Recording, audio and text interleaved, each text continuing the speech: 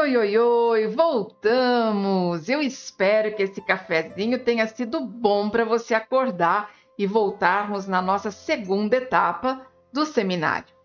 Vamos falar um pouquinho sobre herança. O que é herança na sua concepção? Bom, é quando você herda dos seus pais ou dos seus avós ou até mesmo de um tio algo que era dele e passa para você. Isso não vai só baseado em finanças, até dívidas podem vir. Se os seus pais estiverem devendo num banco, por exemplo, um financiamento, um empréstimo, e ele falecer, automaticamente essa dívida vai para os filhos. E os filhos, quando for vendida a herança, for vendida a casa, os bens, com essa herança é paga essa dívida. Bom, então nós herdamos coisas boas e herdamos coisas ruins. E ao mesmo se aplica ao mundo espiritual. E aí? E aí que as nossas crianças chegam para nós, muitas vezes, com heranças espirituais um pouco estranhas. Por exemplo, o avô era uma pessoa um posseiro, que tomava posse de terras, que conseguia terras na bala, no tiro. Então ela tem uma herança de morte que passou para o seu pai, que vem para você.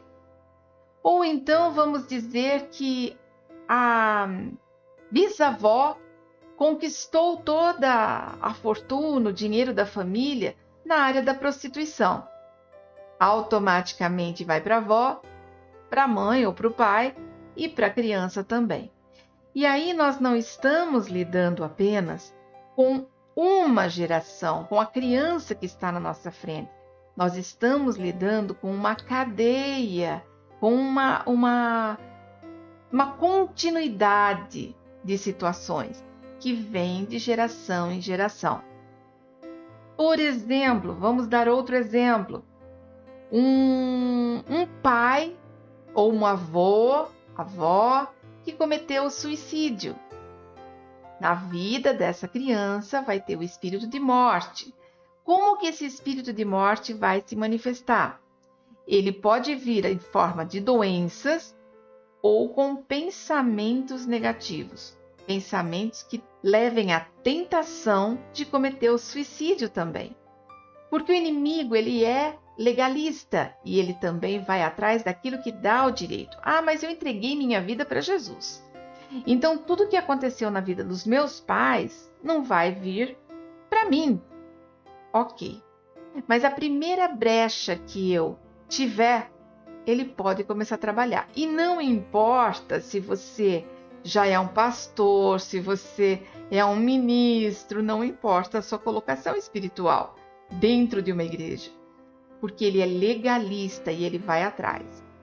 Bom, imagina assim, ele estava ali, cuidando do vovô, da vovó, e ali na casa do vovô e da vovó ele fazia o que queria. O vovô e a vovó morrem. Aí ele tem tempo livre para cuidar do filho. Ah, mas o filho é um homem de Deus, não faz nada de errado, não abre brecha nenhuma, não vai cometer erro nenhum. Então ele vai ficar o quê? Ele vai continuar ali naquela família. Nasce uma criança, ele já fala, esse pode ser meu. E aí, quando uma criança maiorzinha, ela já consegue se posicionar, se entregar para Deus, levar a coisa séria, mas um pequenininho não. Então ele se torna alvo de uma herança que ele nem tem culpa de receber, mas que é a matemática da vida. Então, que tipo de herança os seus alunos, o membro da sua igreja está recebendo? Eu vou falar um exemplo, depois ao longo da ministração, eu vou falar novamente sobre isso porque nós estamos seguindo uma sequência. E como eu lembrei disso agora, eu resolvi trazer para você. Eu tive um caso de uma menininha que ela deveria ter uns 3, 4 anos, e ela tinha um problema grave de masturbação infantil. E assim, a mãe era chamada na escola, mas assim, constantemente ela tinha esse problema. Bom, trouxe para mim. Eu passei mais de 1 ano atendendo essa criança uma vez por semana. Conversava, orava, instruía. Ela parava, depois voltava de novo, parava, voltava de novo. E assim, fui fazendo toda a entrevista com a família, o que tinha acontecido, se existia algum caso de prostituição, não, se existia algum caso de fornicação, qualquer coisa que fosse, que pudesse trazer na área sexual esse problema para a menina. Bom, nada. Tanto o pai quanto a mãe diziam que estava tudo em ordem. E nas pesquisas, porque a gente preenchia formulários e formulários, e eu orava, eu falava, Deus tem que ter uma direção, e o Senhor sempre falava para mim, família, família, família, família. Ponto. 1 ano depois, eu saí do ministério. E o tempo passou, eu continuei conversando com a família à distância, mas e essa criança? E essa criança continuava com o problema. Só que como ela foi crescendo, ela foi entendendo que aquilo era errado, então ela conseguia se controlar. Mas e a vontade? Continuava lá. Bom, depois de uns 5 anos mais ou menos, que a gente vai ficando mais velha, tem anos para contar, né? Depois de uns 5 anos mais ou menos, essa criança veio, já maior, com 10 anos, contando para mim, veio fazer uma visita. E ela veio contar para mim que o papai e a mamãe iam se casar. Mas como assim que os seus pais vão se casar? Não são casados? Então, são casados só no civil, mas não no religioso. Então, o que existia? Não existia uma bênção nesse casamento.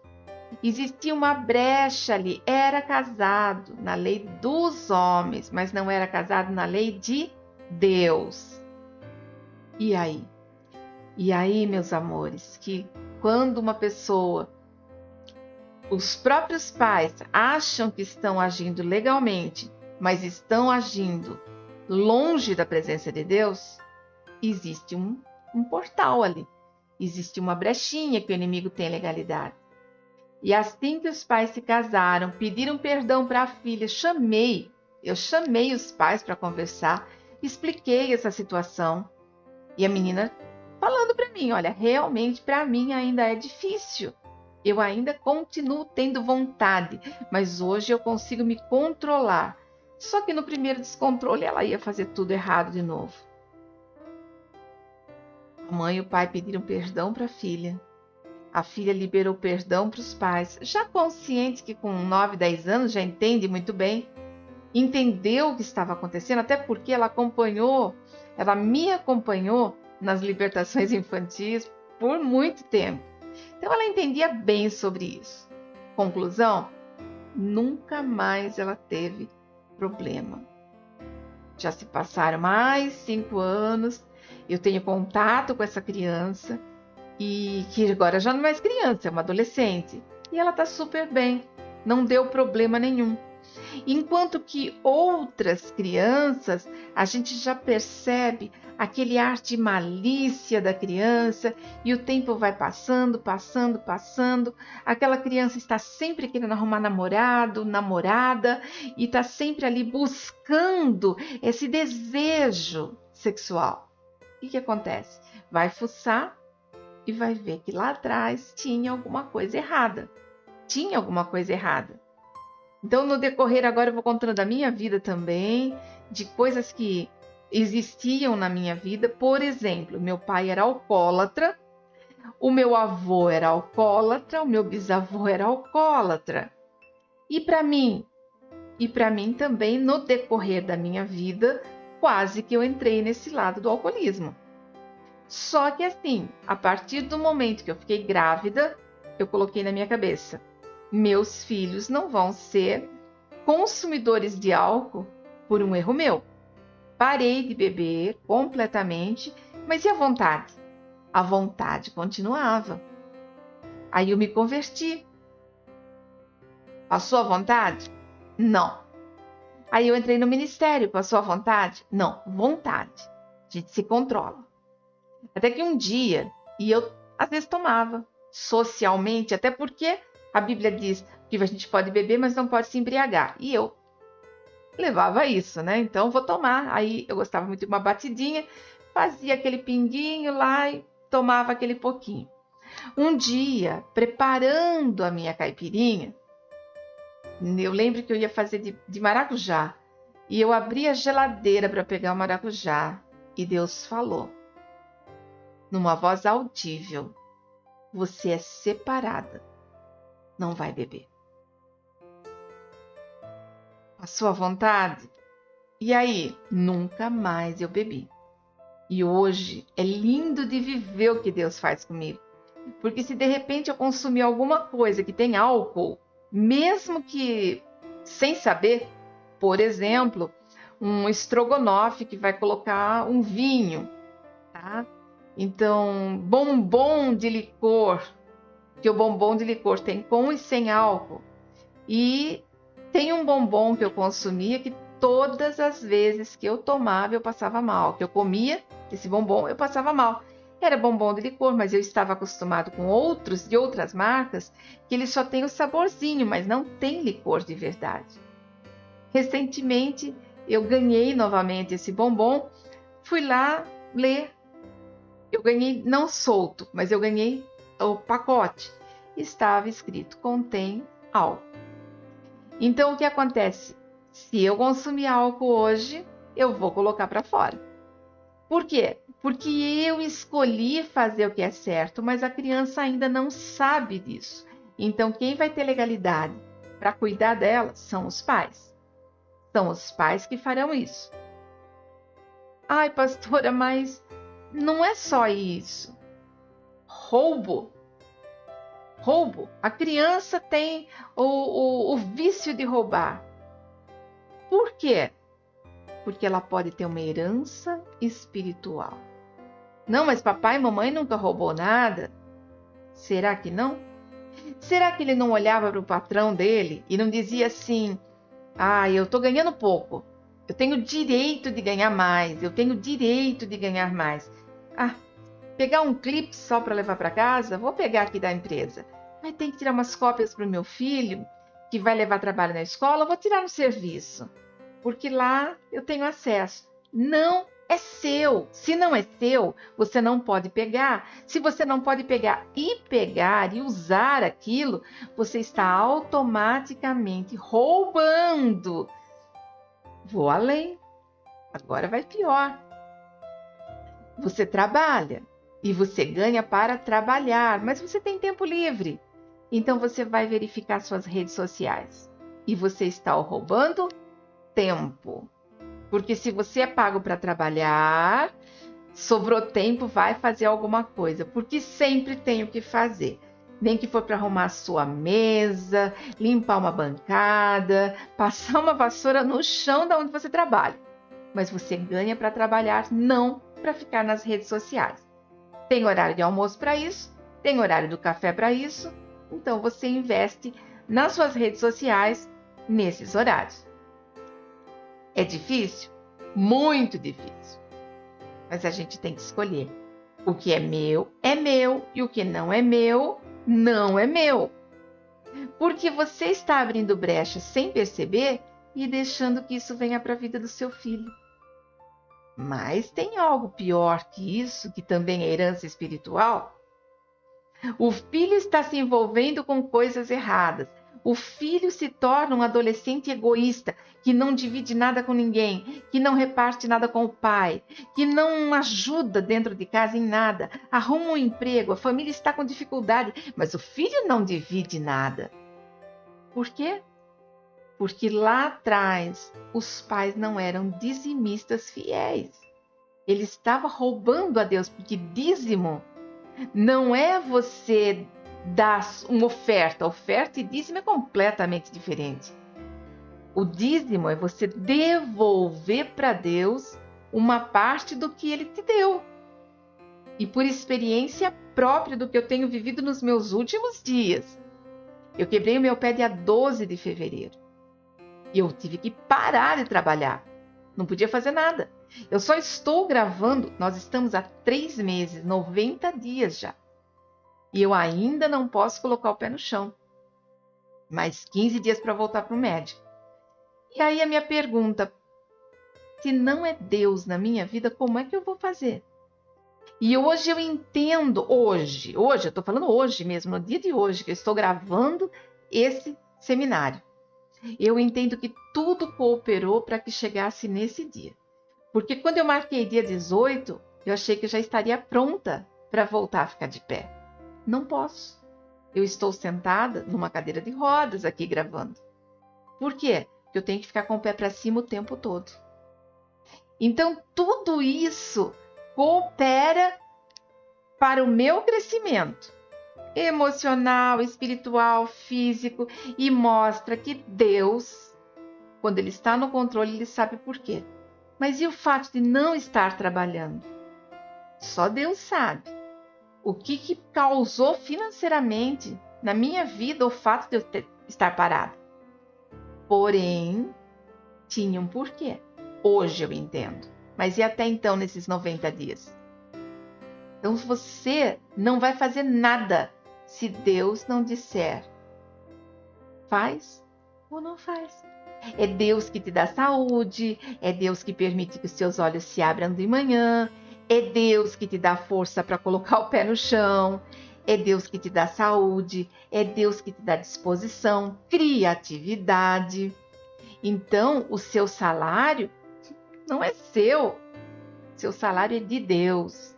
O seu salário é de Deus. Quando se diz dízimo, é você devolver uma parte para Ele. Ah, mas eu tenho que dizimar 10%. Não, você poderia dizimar 50%.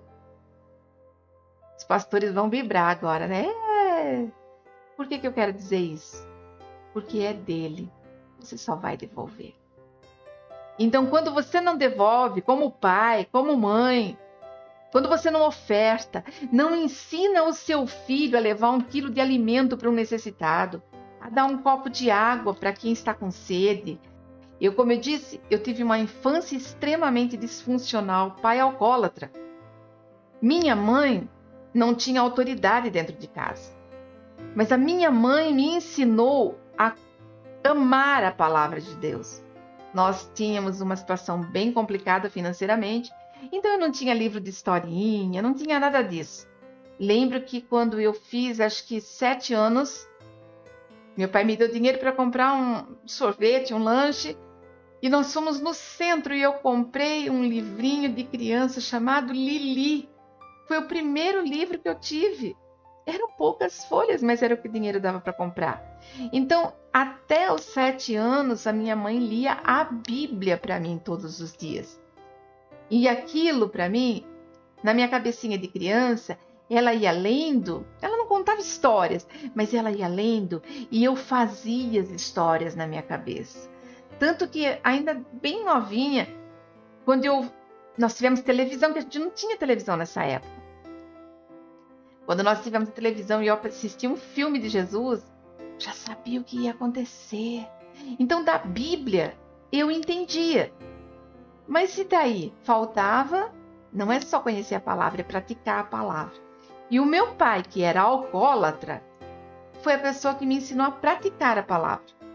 Mesmo ele tendo tantos problemas, o meu pai era aquele que, se ele achasse um morador de rua que viesse pedir ajuda para ele trazia para casa. Colocava na mesa para almoçar, para jantar junto com a gente. Ele ia na gaveta dele, tirava a roupa que estava na gaveta e entregava para ele. Mandava ele tomar um banho. Arrumava, eu lembro que tinha na parte do quintal, assim, tinha uma varanda, e ele colocava um colchão lá e falava, dorme, descansa, depois você vai. Então, o meu pai me ensinou a tirar de mim para dar para o outro e nunca faltar nada. E isso foi uma herança que eu trouxe, que me ensinou a amar as pessoas. Me ensinou a respeitar o ser humano, independente de quem ele é. Então, o que o pai está trazendo para o filho? Muitas vezes você vai receber uma criança dentro da igreja que os pais são convertidos, mas ainda tem o egoísmo no coração. Por isso é importante as reuniões entre pais e filhos, cultos entre pais e filhos, a escola de pais, como que você vai lidar com as crianças, é importante. Porque você não vai ter uma criança liberta se você não tiver um pai liberto. Tá? Tudo isso eu não estou entrando ainda na nossa apostila, não estou entrando ainda no seminário propriamente dito. Outra coisa que é importante que você saiba, os pais estão lá na igreja com o pastor e as crianças estão na sala do ministério infantil. O pai pode acontecer de ter uma manifestação lá com o pastor.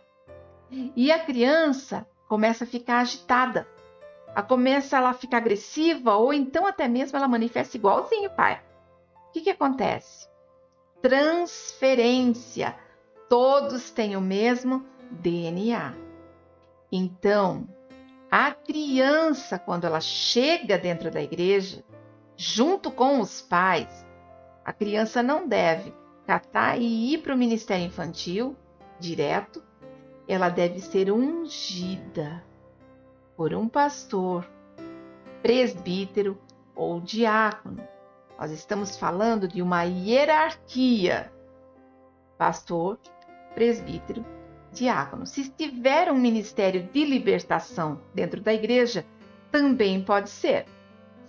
A criança é ungida e ali é declarado que nenhum mal vai ser transferido. Ah, tá, eu ungi abençoando, tá? Mas eu vou orar por uma pessoa. Quando eu vou orar por uma pessoa da família, eu preciso acobertar o restante da família.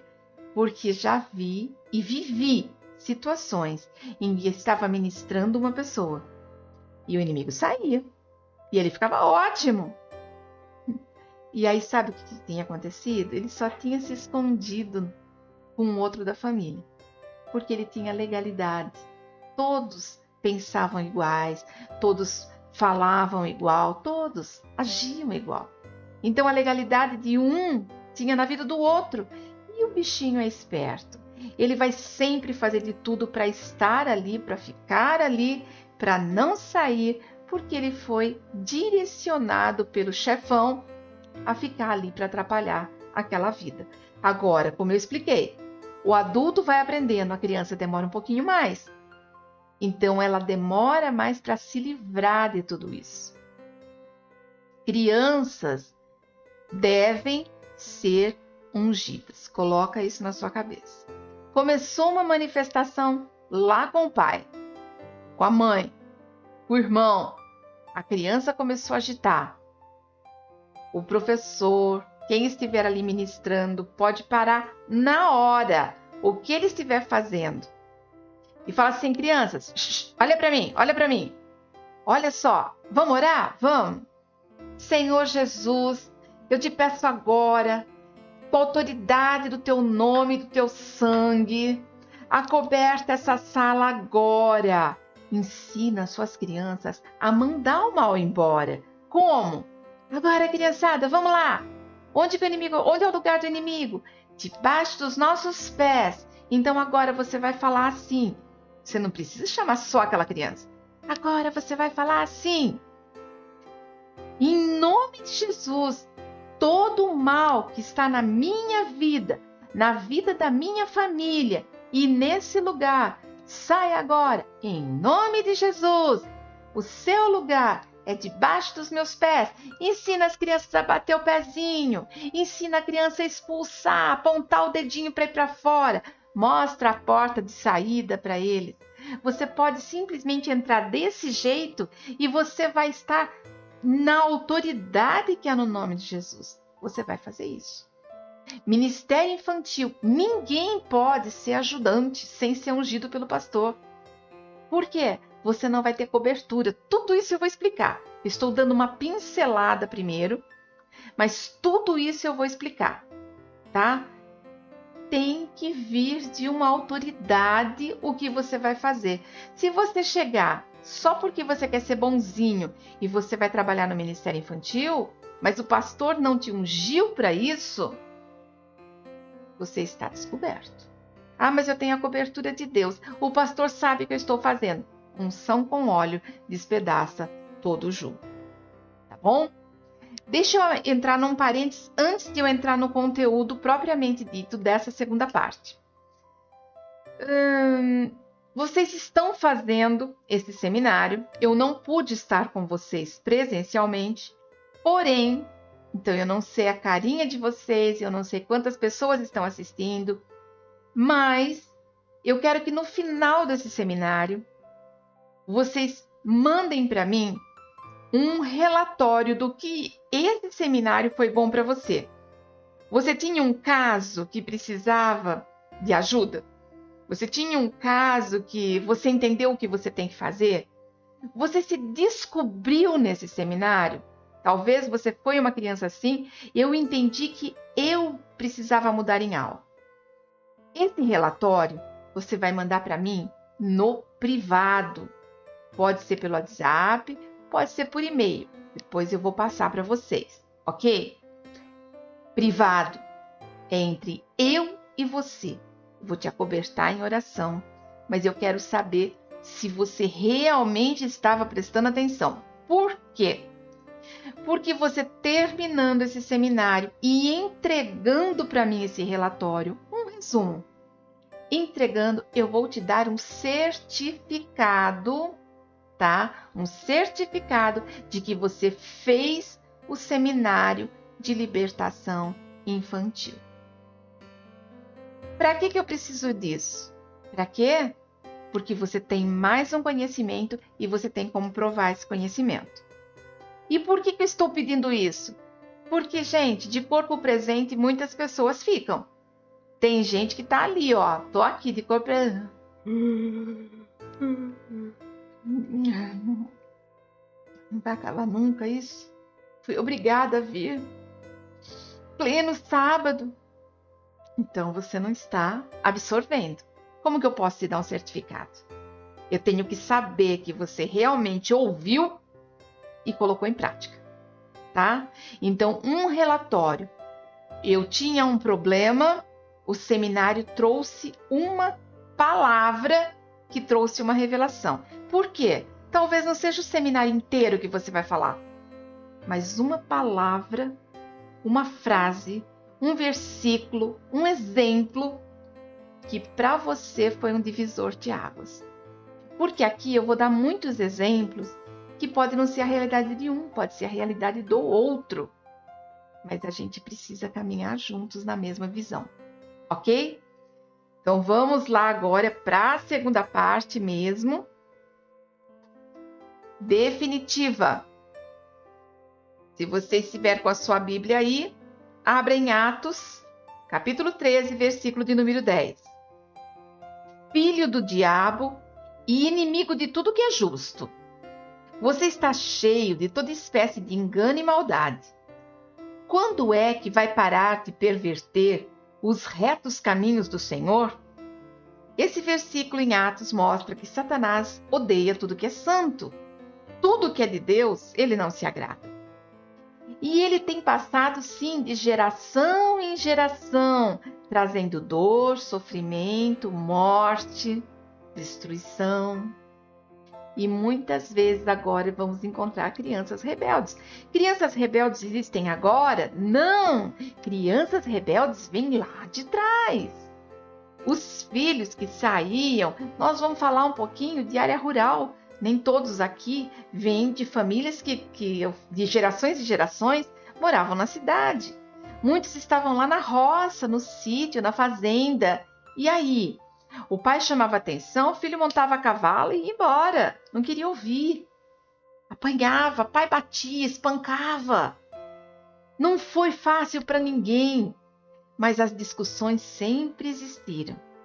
Só que daí, ele antes trabalhava com os pais na agressão. E daí? Aí ele colocou no coração dos pais que os pais precisavam ser mais tranquilos. Aqueles filhos que apanharam muito, vieram então uma outra geração, onde os pais resolveram que o que ele passou, o filho dele não ia passar. Então ele foi ao extremo. Eu apanhava quando era pequeno, meu filho nunca vai apanhar. Eu não tinha nada quando era pequeno, então vou dar tudo para o meu filho. E está criando uma geração que acha que tudo é fácil. Que está criando uma geração que o não pode ser dito. E que qualquer coisa que esse pai vai fazer, ele chama o conselho tutelar. Falei isso na primeira fase do nosso seminário. E nós estamos permitindo que as crianças realizem seus caprichos e as suas vontades de uma maneira desenfreada. Por que que nós estamos fazendo isso? Porque o inimigo tem colocado na nossa cabeça: você não tem autoridade sobre ele. Você não tem autoridade sobre o seu filho. E aí nós vamos ver uma coisa muito mais diabólica que existe, que é o governo instalou leis onde você não pode punir seu filho de maneira alguma. E passou a ensinar seu filho dentro da escola que qualquer coisa ele pode ligar para a polícia e para o conselho tutelar. E hoje, quantas situações que a gente não vê? De crianças que o pai chega, 14, 13 anos, chega, pega a filha na cama com o namorado. E aí ele grita e ele fica bravo e ele bota o menino para fora. E a menina vai lá denunciar. O menino vai lá denunciar. Sabe por quê? Que o pai discriminou. Porque o pai se exaltou, porque o pai bateu, porque o pai... E às vezes até aumenta. Eu estou contra a lei? Não. Mas tudo tem que ter senso. Sabe por que que a Bíblia diz que a gente deve criar os nossos filhos com a varinha de correção? Porque a varinha não é algo que você deve ter ela lá dura, seca atrás da porta. Não, você deve de catar. Seu filho está aprontando, você vai pegar. Você vai com calma catar um galho de uma árvore, tirar todas as folhinhas, tirar as rebarbas daquele galinho. Até lá, o seu coração já está quebrantado, já passou a raiva. E aí você vai lá para o seu filho e você vai conversar com ele. Não há necessidade de bater. Eu lembro que na faculdade de psicologia a gente aprendia que se for para bater, bata com o chinelinho do seu filho. Ou seja, chinelinho do filho. Não é para ser com a cinta do pai e da mãe. Não é com o chinelo do pai e da mãe. É com o chinelinho do seu filho. No popô, que é o lugar mais maciozinho. Que não vai correr o risco de pegar nenhuma veia. Ah, mas então você está ensinando a bater nas crianças? Eu estou ensinando que você deve de conversar. Mas se você tem o hábito de bater nos seus filhos, para agora. Porque muitas pessoas excedem a punição. Hoje os pais têm passado tanto nervoso, os pais têm ficado tão desesperados com a falta de recursos, com o desespero que passam na rua, que eles vêm para os filhos e descontam nos filhos o nervoso que ele passa lá fora. E bate. E nós temos ouvido assim tantos pais que têm matado os seus próprios filhos. Tantas brigas entre a família, onde os filhos têm acabado matando os pais. Isso é bíblico também que aconteceria. Então, a violência gera violência. Quanto mais uma criança apanha, mais ela vai bater. E eu posso falar por mim mesma. Gritaria. Cuidado com o que você grita com seus filhos. Por quê? Porque quando você grita com seu filho, você vai ficar nervoso e na hora do nervoso você tira lixo que está escondido. Como assim? Palavrões que você aprendeu ao longo da vida, ele sai na hora do nervoso. Ofensas que você nem pensa, ele sai na hora do nervoso. Quantas vezes você já falou coisas que você sabe que feriu e você falou porque você queria ferir mesmo? Você acha que é você que faz isso? Não, é o inimigo que traz na sua mente. Mas você está falando isso de quem é ímpio, não? Estou falando do crente também. Ou vocês acham que na casa do crente não acontece nada de errado? Você acha que na casa do crente não tem marido batendo na esposa? Não tem casais que estão abusando sexualmente um do outro? E muitas coisas ficam em oculto. Vocês podem até não entender, mas é na casa do crente que mais acontece atrocidades. E eles ficam quietos para não perder ministério. Eles ficam quietos para não passar vergonha. Ficam quietos para que ninguém pense que eles não estão na presença de Deus. Quantas mulheres que têm sofrido dentro do casamento. Por quê? Porque se contar, vai perder a confiança do pastor. Os irmãos na igreja vão julgar. Não existe coisa mais triste do que saber que isso é uma realidade. E você pensar que você pode... O pastor, normalmente, ele acha que ele tem uma igreja de amor. Eu não sei se todos os pastores, mas eu tenho certeza que a maioria dos pastores olha para a igreja e quer que uns amem aos outros.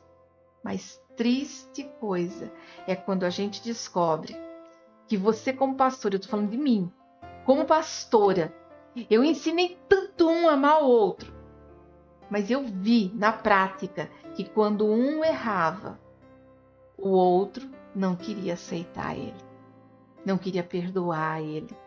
E se via eu dando muita atenção, brigava comigo.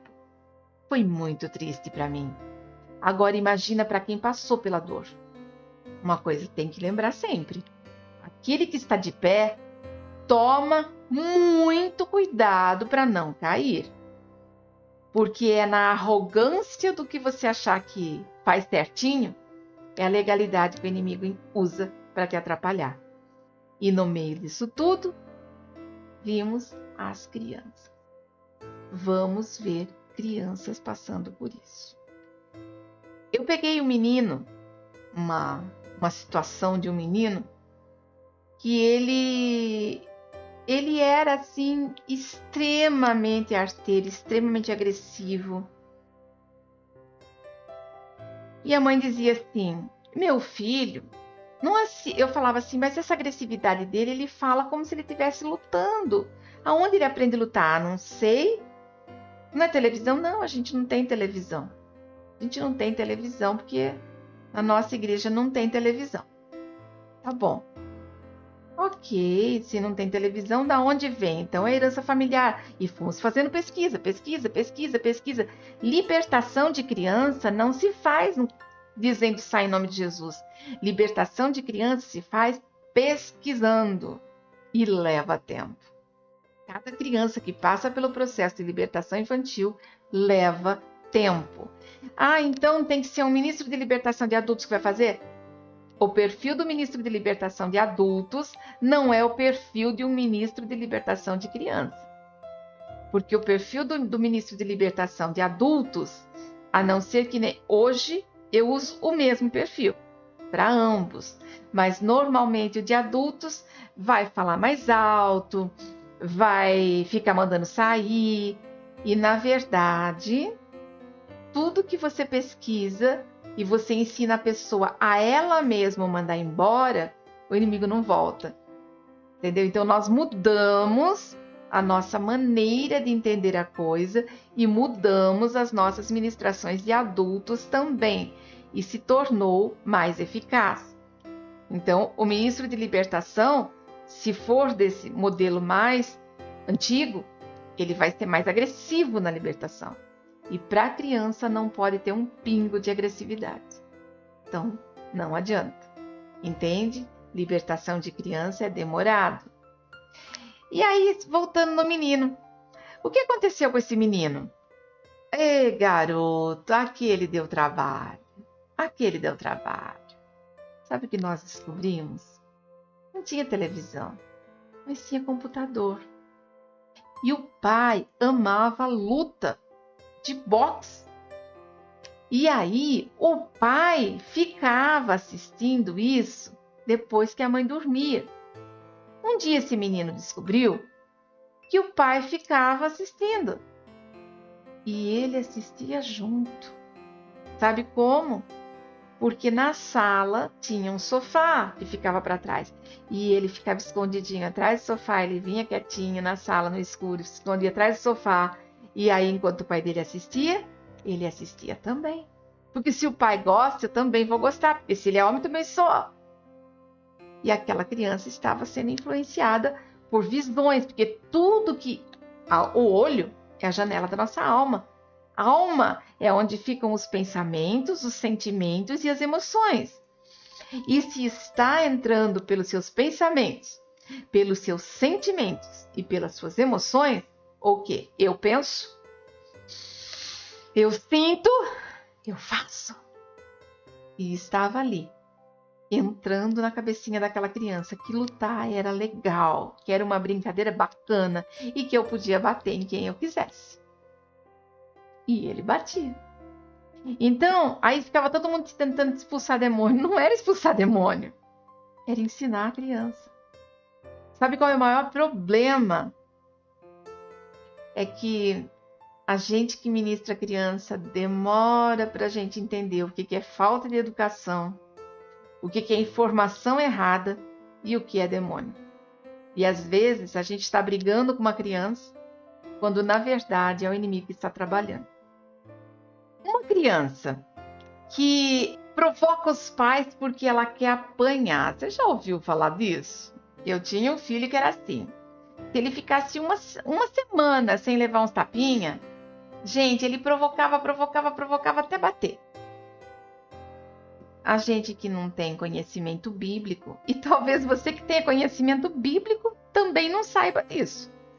O que acontecia? Ele provocava porque ele gostava de apanhar. Ele achava que ele estava sendo amado daquele jeito. Pastora, como assim? Eu não era convertida, eu fui me converter com 30 anos. Então, o que acontece?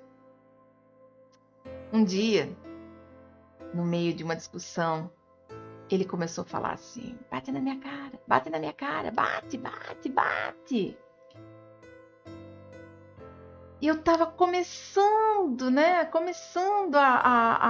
Eu tinha abandonado tudo que eu fazia antes e estava começando a assistir os cultos na televisão. E naquele dia eu entendi: não é o meu filho que está falando para eu bater. É o inimigo. E eu lembro que eu falei assim: eu não vou bater. Não vou bater. Eu não vou bater porque eu sei que não é o meu filho que está falando. Você está querendo que eu bata no meu filho para eu prejudicar o corpo dele, porque você quer destruir o meu filho. E eu parei de bater. Então você vai falar: mas você batia. Gente, eu não tinha conhecimento. Você acha que eu tenho orgulho disso? Claro que eu não tenho. Eu faria diferente? Tudo diferente. Tanto que é por isso que eu luto tanto pelo Ministério Infantil. Porque eu sei os erros que eu cometi como mãe.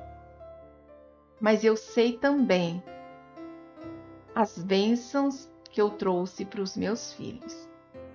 E eu quero já entrar agora para você entender, já que eu lembrei desse caso. Na nossa vida, né, sempre tivemos problemas com doenças e problemas financeiros. Sempre. Subia, tinha muito dinheiro, conquistava tudo, aí vinha uma enfermidade e levava tudo. Subia. E aí, nós entregamos nossa vida para Jesus. E nós começamos a colocar em prática tudo aquilo que a gente aprendia. Porque quando nós nos convertemos, a gente entrou de corpo e alma. Eu quero mudar tudo. Eu quero ser uma nova criatura, eu quero parar com tudo.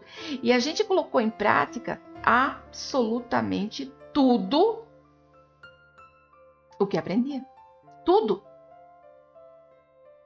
tudo. Pensa, eu abandonei tudo, mudei roupa, mudei jeito de falar, parei tantas coisas de falar, tudo. E isso não foi algo assim do tipo, daqui um ano, não. Nós demoramos para batizar, porque na época eu dava aula no dia que tinha o ministério que preparava para o batismo. Porém, assim que nos batizamos, logo a gente já entrou para o Ministério de Libertação e já fomos treinando. E eu tinha no meu coração, assim, olha, o inimigo já me sacaneou tanto que agora é a minha vez. E eu fui estudar. E o que tinha para oferecer à igreja era pouco para minha sede. E eu fui procurar mais. Eu li a Bíblia, comprava a Bíblia do Libertador. E pensa, uma pessoa que buscou mesmo. E até hoje eu não parei de buscar. Se eu ver que tem alguma pessoa dando um seminário, eu vou fazer. Se tem uma palestra, eu vou fazer. Por quê? Porque ele é astuto e a gente tem que estar atento em tudo. Então, muitas vezes, quando um pai e uma mãe batem num filho, ele não está educando. Ele está só cedendo ao que o inimigo está ensinando. Ele está sendo um instrumento de Satanás na vida da criança. Porque quando uma criança está debaixo do jugo de Satanás, ele quer o quê? Qual é o objetivo dele? Roubar, matar e destruir. Ele está roubando a inocência, ele está matando os sonhos, ele está destruindo a carne. Mas quem está fazendo isso? O papai e a mamãe. O professor que ignora. Aquele que chama, que despreza a criança. Aquele que, quando a criança falta, diz assim, graças a Deus que aquela pessoa não veio no culto hoje. Sabe quem está sendo instrumento? Talvez você. E diz assim, isso daí não é espiritual não. Isso aí é falta de couro. Então, cuidado com o seu pensamento. Faz pesquisa, verifica. E criança, se tem que apanhar, vou colocar entre aspas aqui. Se você tem que dar uma bronca numa criança, não bate. Não bate. O dia que você perceber que seu filho, ele vai ter reações mais compensatórias pra gente, quando a gente conversa. Sabe? Como que os meus filhos ficavam apavorados comigo quando eu ia chamar atenção? Quando eu falava assim, filho, vem aqui. Agora. Gente, eles ficavam apavorados, porque como eu gritava para tudo e eu começava a falar baixo, eles ficavam apavorados. A coisa é séria. A mãe está falando baixo. Então, comece a mudar a sua visão. Quando o seu aluno não vier, quando a criança da sua igreja não vier, Senhor, eu não sei o que aconteceu com ele. Eu sei que a classe ficou mais tranquila, mas visite e abençoe a vida dessa criança. Comece a orar pelos seus alunos. Caderno de oração, falei na aula anterior, na primeira parte. Né? Então, assim, vai, busca, abre sua mente. Mas crianças, mas eu ainda acho, talvez você vai falar assim, mas eu ainda acho que criança não é atacada pelo inimigo. Eu quero que você, se estiver com a sua Bíblia, vá lá em Marcos 7 e eu vou ler do versículo 24 ao 30. Jesus saiu daquele lugar e foi para os arredores de Tiro e de Sidom. Entrou numa casa e não queria que ninguém o soubesse. Contudo, não conseguiu manter em segredo a sua presença. De fato, logo que ouviu falar dele, certa mulher cuja filha estava com o espírito imundo veio e lançou-se aos seus pés. A mulher era grega, cirofenícia de origem. e rogava a Jesus que expulsasse de sua filha o demônio. Ele disse: Deixe que primeiro os filhos comam até se fartar, pois não é correto tirar o pão dos filhos e lançá-lo aos cachorrinhos. E ela respondeu: Sim, Senhor, mas até os cachorrinhos, debaixo da mesa, comem das migalhas das crianças. Então ele disse: Por causa dessa sua resposta, você pode ir. O demônio já saiu da sua filha. Ela foi para casa e encontrou sua filha deitada na cama, e o demônio já havia saído. Amém? Nós vamos encontrar nesses versículos 5 verdades bíblicas que é importante você guardar bem. Se quiser anotar, pode até anotar. Primeiro, aqui prova que as crianças estão na mira do inimigo. Tanto que Herodes tentou matar Jesus quando ele nasceu. Moisés também tentaram matar. Já tinha até uma lei ali para matar. Segunda coisa, a criança pode sim ser atacada pelo inimigo. É engano acreditar que porque é uma criança, nasceu num lar evangélico, ela está isenta. As crianças também, terceiro ponto, elas precisam de libertação. A mãe pede para que Jesus expulse o inimigo dali. O que significa isso? Que a criança precisa de libertação. Ela precisa de oração específica para que Deus tome conta da situação, para que o Espírito Santo venha, para que essa criança fique liberta. No nome de Jesus. Tudo que a Bíblia fala de Jesus. Então não vai adiantar pedir em nome de santo tal, levar para benzer. Não, no nome de Jesus. Porque eu sei que essa palestra vai atingir pessoas de todas as religiões. E eu sei que muitas pessoas vão ficar bravas comigo. Não tem problema, pode ficar. Eu estou falando a verdade. E eu assumo aquilo que eu estou falando, porque está na Bíblia. Muito bem. E aí, é responsabilidade. Quarto item, é responsabilidade dos pais buscarem a libertação dos filhos. É a mãe que corre atrás, pedindo para Jesus que libertasse aquela criança. Não foi a criança que foi até Jesus. Porém, na igreja, nós vamos receber muitas crianças que vêm sozinhas, que não vêm com os pais, que vêm porque gosta de ficar na salinha, que vêm porque tem comida, que vêm porque o amiguinho traz toda semana. Então, essa criança, daqui a pouquinho, eu vou explicar para você sobre a autoridade espiritual. A quinta coisa, a libertação dos filhos está ligado à fé e à posição dos pais. A criança não estava presente. Então, mesmo que você não tenha contato com aquela criança e os pais vêm pedir uma oração, ela será liberta. A fé dos pais liberta os filhos. E aí, eu quero falar para você dos meus filhos. Hoje, os meus filhos não têm problema nas áreas que eu tinha, nem nas áreas que o meu marido tinha. Por quê?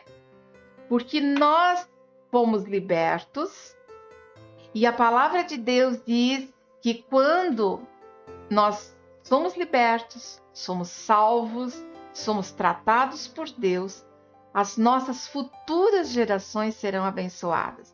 Mas se os meus filhos não seguissem aquilo que nós aprendemos e ensinamos para eles, eles não estariam recebendo as bênçãos. Porque vamos ser sinceros, alguns de nós, talvez você que está me assistindo, sabe de onde você saiu. E aí você sabe que você paga por isso. Mas os seus filhos não são obrigados a passar pelo mesmo que você passou. Então, o que você sofreu, seu filho não vai sofrer. O que você não teve, seu filho vai ter. Que sejam bênçãos, que seja oração, que seja Jesus na sua vida. É enorme a posição dos pais na vida dos filhos. que eles têm autoridade sobre os seus filhos, autoridade espiritual. Deus permitiu que um papai e uma mamãe fossem gerados. Lembra que eu falei? Quando nasce uma criança, nasce também um pai. Só que quando Deus permite que aquela criança vá para aquele lar, Ele dá aquela criança por herança. É uma herança que Ele dá para aqueles pais. E aqueles pais são responsáveis por essa herança. Eles têm autoridade espiritual sobre essa vida. Só um detalhe. Eu consigo fazer libertação numa pessoa que é incrédula? Não. Eu consigo fazer a libertação de uma pessoa que não acredita em Jesus? Não. Eu consigo fazer a libertação de uma pessoa que ainda não entregou a vida para Jesus? Consigo, com a autoridade dos pais. A libertação está ligada ao arrependimento. Mandar o mal embora não vai resolver nada. 90% é arrependimento. E só 10% é sai em nome de Jesus. Vamos para mais um texto bíblico. Marcos 9, do 17 ao 29. Um homem, no meio da multidão, disse: Mestre, eu te trouxe o meu filho que está com um espírito que o impede de falar. Aonde quer que o apanhe, joga-o no chão e ele espuma pela boca, range os dentes e fica rígido. Pedi aos teus discípulos que expulsassem o espírito imundo, mas eles não conseguiram. Respondeu Jesus: Ó geração incrédula, até quando estarei com vocês? Tragam-me o menino. Então eles o trouxeram. Quando o espírito viu Jesus, imediatamente causou uma convulsão no menino. Este caiu no chão e começou a rolar, espumando pela boca.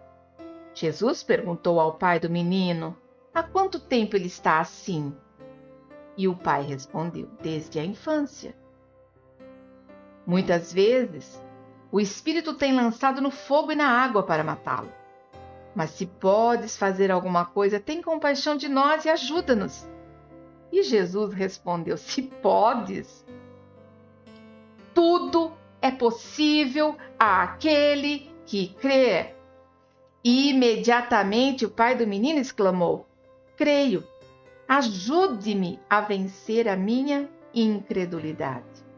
Quando Jesus percebeu que uma multidão estava se juntando, repreendeu o espírito imundo, dizendo: espírito mudo e surdo, eu ordeno que o deixe agora e nunca mais entre nele. O espírito gritou, agitou-o violentamente e saiu. O menino ficou como morto, ao ponto de muitos dizerem: ele morreu. Mas Jesus tomou-o pela mão e o levantou, e ele ficou em pé. Depois de Jesus ter entrado em casa, seus discípulos lhe perguntaram em particular: por que não conseguimos expulsá-lo? E ele respondeu: essa espécie só sai com oração e pelo jejum. Quais são as verdades bíblicas que nós encontramos? Vamos lá. Algumas doenças que aparecem em crianças podem, não significa que estão, podem estar ligadas a problemas espirituais. O pai disse que era uma doença que começou na infância ou veio de nascença. Segundo item, a fé dos pais é instrumento de Deus que vai ser usado para libertar os filhos. O pai teve que exercer fé. E ele falou que ele cria, mas ele queria mais fé. E ele pede para que Jesus ajude. E uma coisa interessante que eu vou falar para vocês de um caso recente. Nós já oramos por tantas pessoas que tinham problemas nos rins, vesícula, câncer, e muitas que foram curadas. Muitas que o câncer desapareceu. Nós temos 2 testemunhos de cura da HIV dentro da igreja. E aí você vai falar assim para mim: mas por que você ora por outros que não acontece? Porque falta fé. É a fé da pessoa. Lembro do primeiro caso de câncer que eu fiz uma oração e a pessoa foi curada. E eu lembro que assim, essa pessoa chegou chorando. Eu estava ministrando, eu estava com 60 crianças na sala. E essa pessoa começou a chorar e ela entrou fazendo um estardalhaço dentro da sala das crianças. Não era o lugar dela estar. Mas ela veio e ela falou, ninguém pode me atender, você pode me atender? E eu saí rapidinho, não porque eu queria atender aquela pessoa, mas porque eu precisava que ela ficasse calma para não destrambelhar uma sala inteira de crianças. Deixei ali uma pessoa responsável e corri para atender. Comecei a conversar com ela, mas tudo para mim era rápido, porque na minha cabeça eu estava preocupada com as crianças. E aí conversamos, ela perdoou algumas situações e eu orei por ela. Era um final de ano e aí, no começo do ano, uma mulher linda me esperando. E eu falei assim, gente, quem é essa mulher? Ah, ela tá ali esperando você faz muito tempo. Tá bom. Cheguei, recebi a pessoa, oi, tudo bem? E ela falou, você não tá lembrando de mim? Eu falei, não. Desculpa, não tô lembrando de você. Porque ela estava toda desconstruída. Estava chorando, estava descabelada, com um monte de documentos, um monte de exames na mão. E aí ela falou assim para mim, eu sou aquela que você orou, que eu estava com câncer. E eu passaria por uma cirurgia. Só que quando eu fui fazer a cirurgia, o médico resolveu fazer um ultrassom antes, para marcar com a canetinha onde ia abrir. E sabe o que aconteceu? Ele não achou nenhum dos tumores. Disse ele que poderia ser um erro do aparelho. Me mandou para outro lugar e eu fiz outro ultrassom. E não foi constatado. Mas eu sei que foi a oração. A fé de que curou aquela pessoa foi a minha fé? Não, foi a fé dela. Mas também já orei por pessoas que ela não acreditava tanto, mas eu orei e a coisa aconteceu, porque ali eu tinha fé. E quando junta a fé dos dois? Não tem para ninguém. Mas é preciso que a fé esteja presente. Ali, aquele pai tinha fé. E ele ainda pede para Jesus, aumenta a minha fé. Não permita que eu vá vacilar. Quantas vezes que eu recebi oração de cura e que a cura não veio na hora. Mas a cura vem, o dia mais importante não é o dia da oração, é o dia seguinte. Quando o mal continua ali, mas eu creio que é temporário.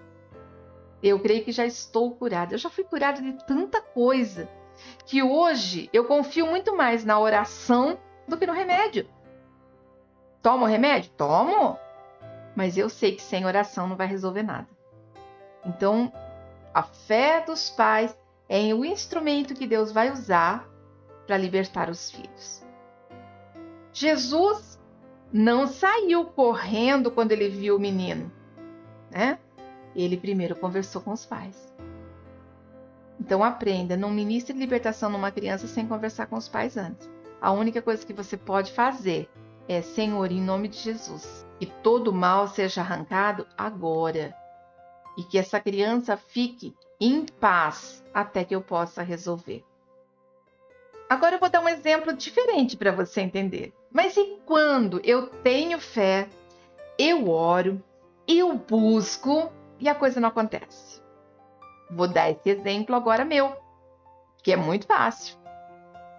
Dia 12 de fevereiro, eu caí de um degrau e quebrei o pé, 3 ossos, rompi o ligamento e ainda pincei o nervo ciático, que fez com que eu ficasse 30 dias na cama.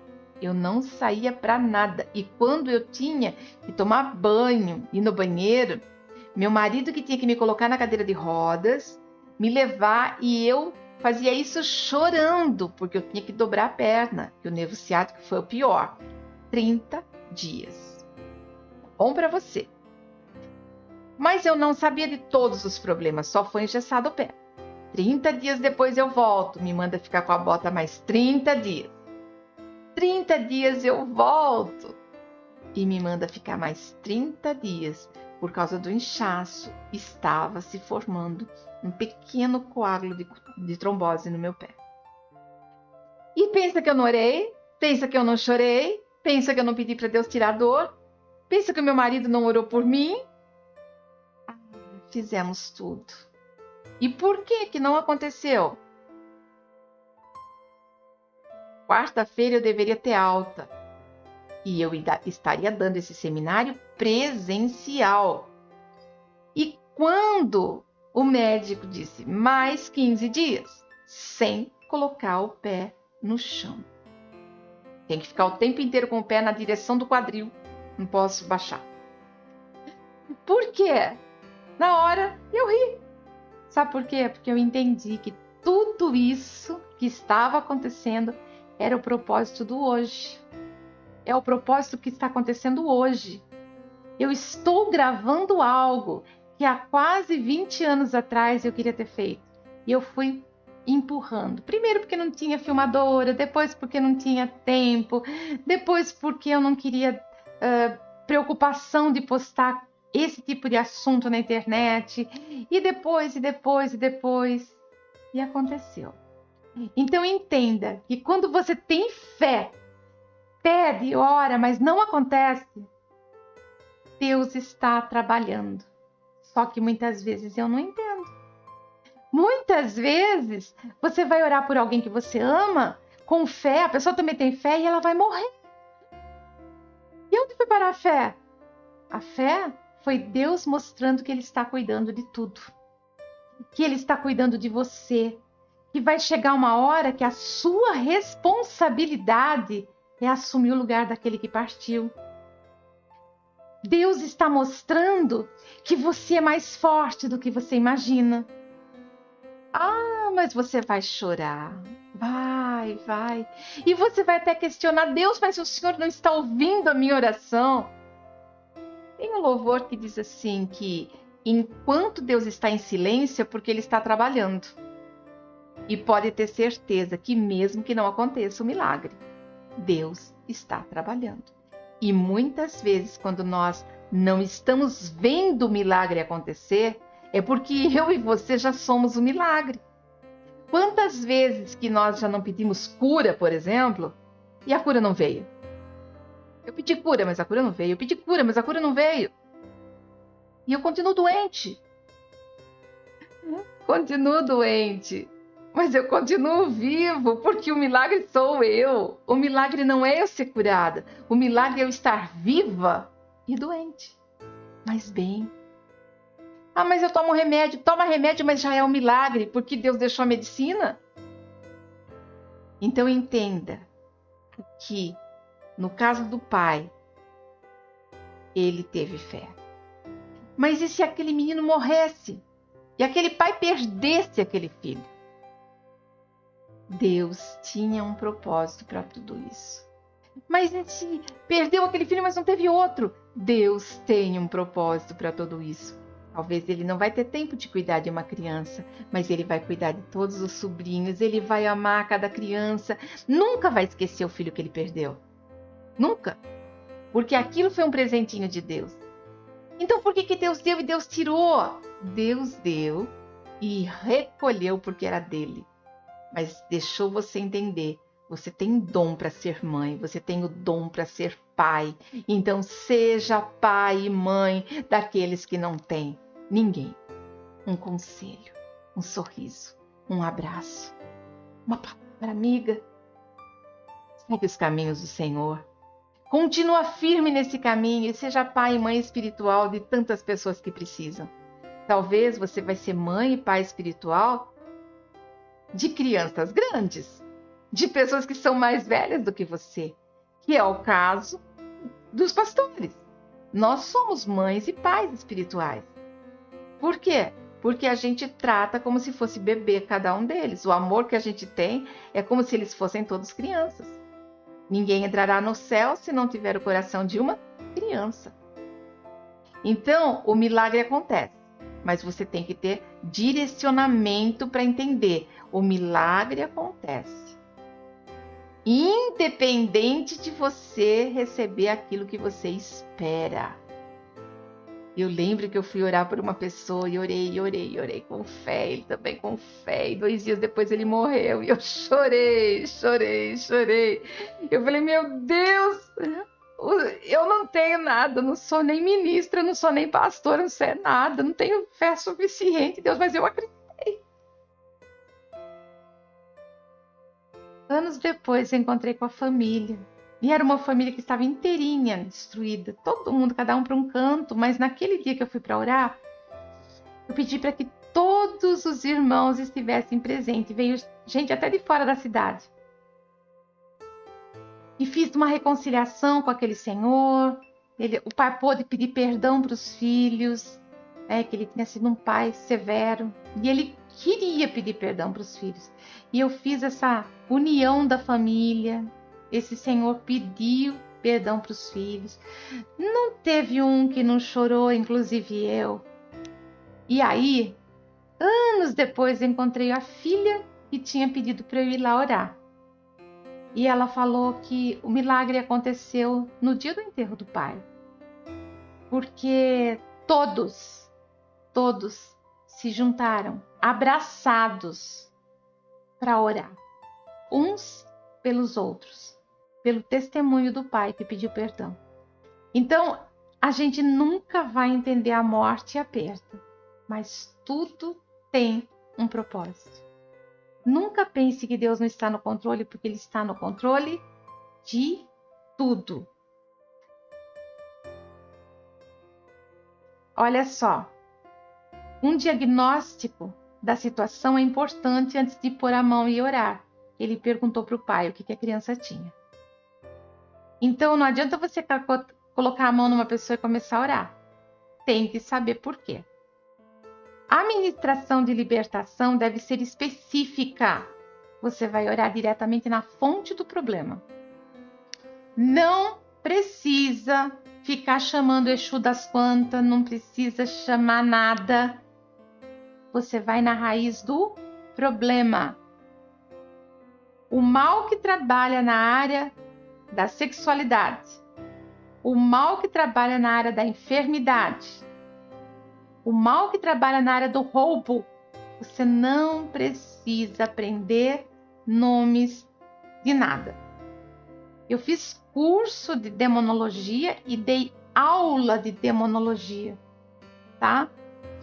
Por quê? Como eu disse, a vontade de aprender, de querer ser melhor e ter conhecimento. Então, o que aconteceu? Fui estudar. A própria igreja se interessou e me chamou para dar esse curso para pastores e ministros. Dei. E Deus parece que não permitia que eu gravasse os nomes. Apesar de eu ter estudado, não gravava os nomes. Até que Deus falou assim para mim, não precisa de nada disso, é na área específica. E quando nós começamos a orar pela área específica que a pessoa estava pedindo, a coisa começou a acontecer. A libertação começou a ocorrer. E aí, o 5º ponto, na ministração infantil, pode acontecer manifestações como de adulto, ou até pior. A criança caiu, se debateu, só que vai ser mais difícil, porque a criança é muito mais frágil. E eu quero falar para você que muitas vezes eu ministrei crianças chorando, tá? Não sou forte, não. E você também não precisa ser forte. Você pode rir quanto você quiser e você pode chorar como você quiser. Porque se você não tiver empatia e não sentir o que o outro sente, você está fazendo a coisa errada. Ok? Quem trabalha no ministério de libertação necessita estar em jejum e oração. Não dá para você querer ser ministro de libertação, seja de adulto, seja de criança, pensando assim, Eu vou lá. Deus faz. Senhor, não me deixe ser envergonhado. A tua palavra diz que 1000 cairão ao meu lado, 10.000. Não adianta. Tem que estar em jejum e oração. Tanto que Jesus diz assim, por que aconteceu isso? Por que nós não conseguimos tirar? Porque tem que estar em jejum, tem que estar em consagração, tem que estar em comunhão com Deus. Nós precisamos estar atentos, eu falei isso anteriormente, que a criança não nasce salva. Não nasce. Que elas não nascem sem pecado. E eu separei algumas coisas para trazer para vocês. O que nós encontramos na Bíblia é: todos pecaram e carecem da glória de Deus. A estultícia está no coração do menino. Eu nem separei onde estão os versículos, mas você pode pesquisar. Eu nasci em pecado. Em pecado me concebeu minha mãe. Todos nós estávamos mortos em nossos delitos e pecados. Tá vendo alguém que nasceu salvo aqui? Éramos, por natureza, filhos da ira. Quando a gente fala que a criança nasce salva, é mais uma coisa psicológica, para dizer que ele é puro, que ele é bonzinho, que ele é anjo. Mas é mais psicológico do que verdadeiro. É por isso que nós precisamos, desde pequenininho, investir nas nossas crianças, ensinando o amor de Deus. E sempre vai ter dificuldade para isso. Sempre vai ter alguém se levantando quando você tentar ensinar uma criança. Por exemplo, você tem lá uma criança, você é vovó, você é titia de uma criança e você quer ensinar sobre o amor de Deus. Mas toda vez que você tenta, alguém corta isso de você. Não desista. Ora pela criança. Ora para que Deus abra essa porta para você poder ministrar essa criança. Não dá. Pega um livro de história infantil, bíblica, e começa a ler para a criança, tá? Começa a falar Deus te abençoe para que ele aprenda também a repetir. Vai fazendo o trabalho de formiguinha. Nós precisamos pregar a salvação e trabalharmos na área da libertação e da cura infantil. Necessitamos. Nós precisamos investir nas crianças. Mateus 18, do 10 ao 14. Cuidado para não desprezarem um só desses pequeninos, pois eu lhes digo que os anjos deles nos céus estão sempre vendo a face do meu Pai Celeste. O Filho do Homem veio para salvar o que estava perdido. O que acham vocês? Se alguém possui 100 ovelhas e uma delas se perde, não deixará as 99 nos montes, indo procurar a que se perdeu? E se conseguir encontrá-la, garanto-lhes que ele ficará mais contente com aquela ovelha do que com as 99 que não se perderam. Da mesma forma, o Pai de vocês que está nos céus não quer que nenhum desses pequeninos se percam. Você já deve ter muitas vezes falado da ovelha perdida e falando daquele que se desviou e pregado tantas coisas, né? E a gente, como pastor, tem sempre alguém falando, mas pastor, e a 100ª ovelha? Você não foi atrás daquela pessoa que saiu e tudo mais. E Deus falou comigo um dia e eu já vi muitas pregações depois disso. A gente tem que tomar muito cuidado, porque tem o filho pródigo e a ovelha perdida. Não adianta eu ir atrás do filho pródigo. Para o filho pródigo eu tenho que ficar esperando. E a ovelha perdida é aquela que teve um problema e não está vindo. Teve um problema e se afastou da família. Então tem que tomar cuidado para não confundir uma coisa com a outra. Só que a palavra aqui especificamente está falando das crianças. As crianças, o Senhor não quer que nenhum deles se percam, porque todos são herança do Senhor. Todos. Herança é aquilo que eu nem merecia e Deus me deu. Tá? Herança é aquilo que o meu pai fez de bom ou de ruim que vem para a minha vida. E os filhos são herança do Senhor, é o que a Bíblia diz. Então, criança, quando entra na casa de alguém, é uma herança que Deus deu, que pode ficar com você por muitos anos ou pode voltar para a casa de Deus. Ah, Deus se arrependeu da herança que tinha dado? Não. Ele preparou você para você ser uma pessoa melhor, mesmo na ausência dessa criança, ok? Muitas vezes nós olhamos para esse texto e ficamos assim, mas o que será que ele quer dizer? Será que é isso tudo? Bom, a primeira coisa que eu entendo nesse texto é que as crianças podem se perder. Crianças podem se perder, sim. Tanto que ele usa o exemplo da ovelha perdida. Outra coisa, existe uma guerra espiritual contra a vida da criança. Então fala o quê? Que existem anjos no céu que estão na face de Deus para falar o tempo todo daquela criança, mas também existe o mal. As crianças podem ser salvas e libertas, afinal, o Filho do Homem veio para libertar aquele que estava perdido, ok? A igreja não pode desprezar o valor de uma criança, tanto que fala que tem muito mais alegria por um pecador que se arrepende. A Bíblia diz que ele se alegrou também quando ele encontrou aquela uma ovelhinha. Então, a igreja não pode brincar com as crianças, a igreja tem que levar a sério. A igreja precisa tomar uma posição, cuidar das suas crianças, para que elas não se desviem do caminho. E a igreja não é a placa que você tem, aonde você frequenta. A igreja é eu e você. Eu e você somos responsáveis. No céu não vai ter placa de igreja. Você vai para uma igreja porque você se identifica com a palavra que o pastor prega. Você se identifica com aquela pessoa, com as pessoas que frequentam aquele lugar, mas você é a igreja. E se você estiver procurando uma igreja perfeita, não entra nela, porque você vai estragar. Porque a verdade é, em todos os lugares existem problemas. A questão é, você tem sido igreja ou você só está na igreja para receber? Você tem feito a sua parte ou você só está na igreja porque você quer que todo mundo faça por você?